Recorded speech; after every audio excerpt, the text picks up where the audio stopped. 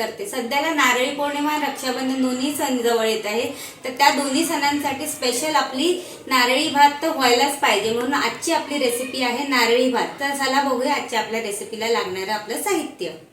नारळी भात बनवण्यासाठी इथे मी 1 वाटी बासमती तांदूळ स्वच्छ धुवून भिजत घातलेला आहे. 1 वाटी खवणलेलं खोबरं घेतलेलं आहे. 1 वाटीभर गूळ घेतलेला आहे बारीक किसून. इथे मी ड्रायफ्रूटमध्ये काजू, बदाम आणि मनुके घेतलेले आहेत. खडे मसाल्यामध्ये इथे दालचिनीचा तुकडा घेतलेला आहे, 3 काळी मिरी, 3 लवंग आणि 3 वेलची घेतलेली आहे. इथे थोडंसं मीठ लागणार आहे आपल्याला. इथे मी दूध घेतलेलं आहे, दुधामध्ये थोडीशी हळद घालून घेतलेली आहे. इथे थोडी जायफळ पावडर आणि वेलची पावडर घेतलेली आहे आणि तूप घेतलेलं आहे. चला तर आपण रेसिपीला सुरुवात करूया. सर्वात आधी आपण गॅस पेटवून हा पॅन ठेवायचा आहे त्याच्यावर. त्याच्यानंतर आपल्याला हे जे तूप घेतलेलं आहे त्यातला 1 चमचाभर तूप घालायचं आहे पॅनमध्ये. हे तूप छान तापू द्यायचं आहे आपल्याला.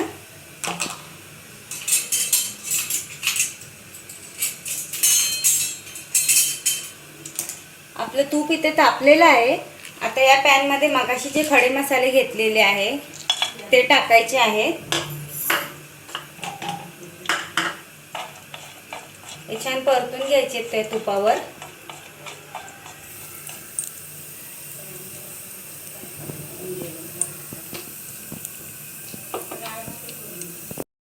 आता आपले मसाले छान त्याच्यात परतून झालेले आहे. याच्यात मगाशी तो भिजवलेला तो तांदूळ 1 वाटी आहे तो घालायचा आहे आपल्याला.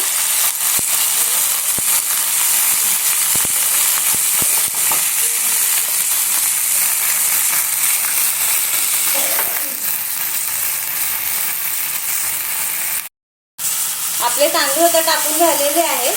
आता हे तांदूळ तुपावर छान परतून घ्यायचे आहेत आपल्याला सर्वप्रथम.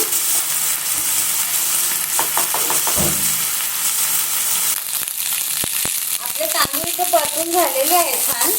आता याच्यामध्ये आपल्याला ज्या वाटीने तांदूळ घेतलेले त्याच वाटीने आपल्याला 2 वाटीपेक्षा थोडंसं कमी पाणी टाकायचं आहे, कारण आपण हळद घातलेलं दूधही घेतलेलं आहे, त्याच्यामुळे थोडंसंच कमी घालायचं अगदी पाणी. 1 वाटी मी आधी घातलंय. आता तुम्ही बघू शकता 1 वाटीला थोडंसं कमी घालते, कारण हे दुधाचं पण त्याच्यात जाणार आहे जरा उकळी आली की, त्याच्यामुळे. आता ह्याला छान हलवायचं आहे आणि यात भातामध्ये आपल्याला थोडंसं मीठ घालायचं आहे, कारण भाताची मग अळणी चव लागते तांदळाची, त्यासाठी थोडंसंच घालायचं आहे अगदी आपल्याला मीठ. तुम्ही बघू शकता मी अगदी थोडंसं मीठ घालणार आहे याच्यात. काढून घेतलेलं आहे राहिलेलं मीठ. आता ह्याला छान उकळी येऊ देऊया आणि भात शिजवूया.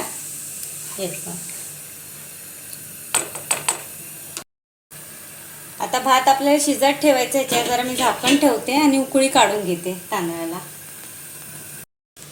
तुम्ही पाहू शकता आपल्या भाताला छान उकळी आलेली आहे इथे. आता आपण हे जे मगाशी दूध घेतलेलं हळद टाकलेलं ते टाकायचं याच्यात. हे दूध मी याच्यासाठी टाकते की मला जरा कलरफुल भात आवडतो, म्हणून मी दूध टाकते हळदीचं. जर तुम्हाला नको असेल तर तुम्ही प्लेनही बनवू शकतात, काही हरकत नाही आहे. त्याच्यात हे दूध टाकून घेते मी संपूर्ण.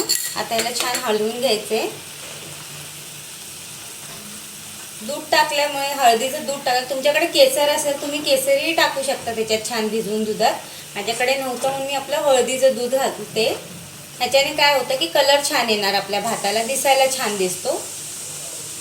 भाताला आपल्याला आता परत छान शिजवून घ्यायचं आहे झाकण लावून. आणि गॅस मी आता थोडं मीडियम ठेवते, कारण थोडंसं पाणी आटलेलं आहे आपलं. आपला भात ऑलमोस्ट शिजून झालेला आहे. इथे आपल्याला इथे आता स्लो गॅसवर 5 ते 7 मिनिटं फक्त वाफ काढून घ्यायची याची. छान वाफेवर जरासं शिजवून घ्यायचे. 90% डन झालेला आहे हा भात. आता 5 मिनिटं ह्याला वाफेवर ठेवूया आपण. 5 मिनिटं झालेली आहेत. आपण बघू शकता इथे आपला भातही शिजून रेडी झालेला आहे. आता आपण दुसऱ्या भांड्यात या भाताला आता काढून घेऊया आपण एका वाडग्यामध्ये. हा भात आपण आता या वाडग्यामध्ये काढून घेत आहोत एका साईडला. तुम्ही बघू शकता किती छान मोकळा झालेला आहे भात आपला हा.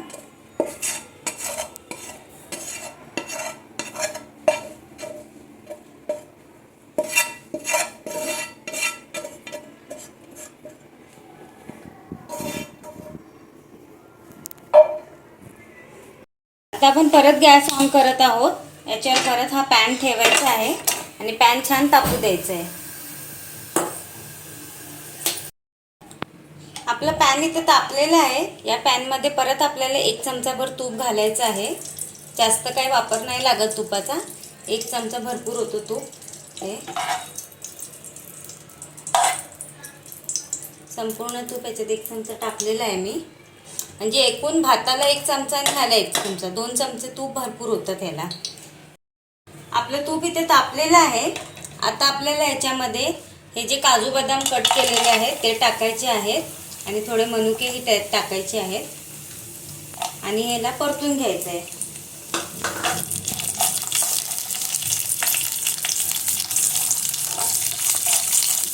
हलका तो गुलाबी झाले ना हे काजू बदाम आणि किंवा याच्यात आपल्याला हे खोबरं टाकून घ्यायचं आहे. बघू शकता हे छान आता भाजले आहेत. आता आपल्याला याच्यामध्ये हा 1 वाटी खोबरं आहे ना ते टाकून घ्यायचं आहे आणि हे छान हलवून घ्यायचं आहे.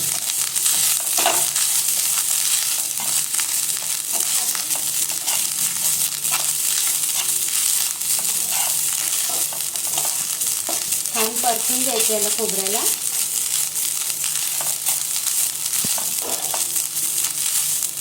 हा अगदी सोपा आहे नारळी भात, काही करायला कठीण नाही आहे आणि पटकनही होतो. आता हे आपलं खोबरं छान भाजून झालेलं आहे. अगदी का भाजायचं नाही, थोडंसं रंग चेंज झालेला तुम्हाला दिसतोय एवढंच भाजायचं आहे. आता याच्यामध्ये आपल्याला 1 वाटीभर हा गूळ टाकून घ्यायचा आहे आणि हेही छान सगळं मिक्स करून घ्यायचं आहे. गूळ, खोबरं, काजू बदाम हे संपूर्ण मिक्स करून घ्यायचं आहे एकत्र.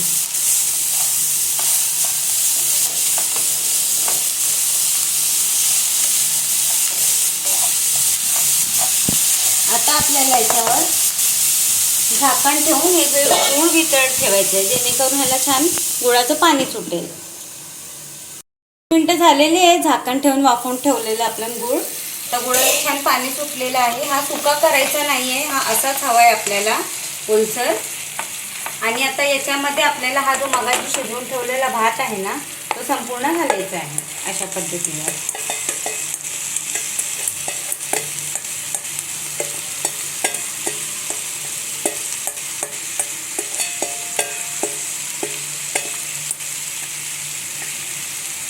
आणि हा छान याच्याबरोबर मिक्स करून घ्यायचा आहे. गूळ, खोबरं, काजू बदाम, हा भात हे सगळं एकत्र एकजीव करून घ्यायचं आहे मिक्स करून.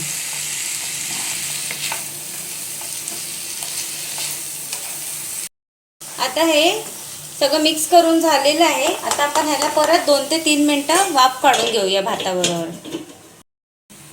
आता 5 मिनटं झालेली आहे. आपण झाकण काढून बघूया. आपला भातही ते डन झालेला आहे, तुम्ही बघू शकता. मस्त वाफ आलेली आहे.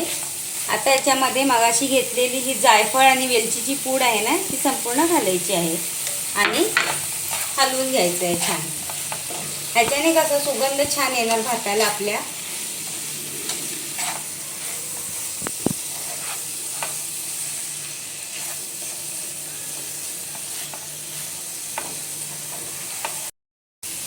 आता आपल्याला हे भात झालेला आहे आपला.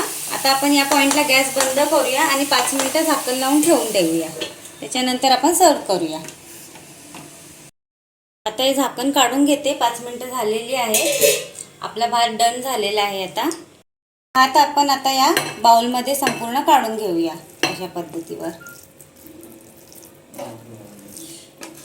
हाच भात सुक्का फडफडीत करायचा नाही आहे आपल्याला.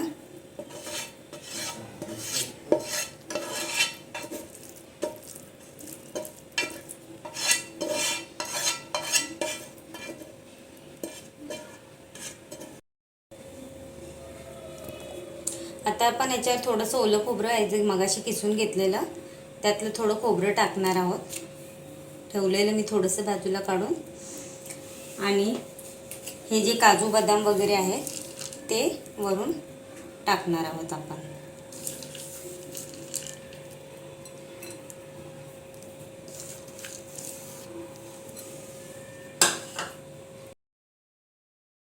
तुम्ही बघू शकता इथे आपला नारळी भात बनवून रेडी झालेला आहे. तुम्हाला जर माझी ही आजची रेसिपी आवडली असेल तर तुम्ही नारळी पौर्णिमाला किंवा रक्षाबंधनाला नक्की ट्राय करा आणि मला कमेंट करून कळवा की तुम्हाला ही रेसिपी कशी वाटली. आणि माझ्या चॅनलला लाईक, शेअर, सबस्क्राईब करायला विसरू नका आणि बेल आयकॉन नक्की दाबा. भेटूया आता आपण पुढच्या रेसिपीत.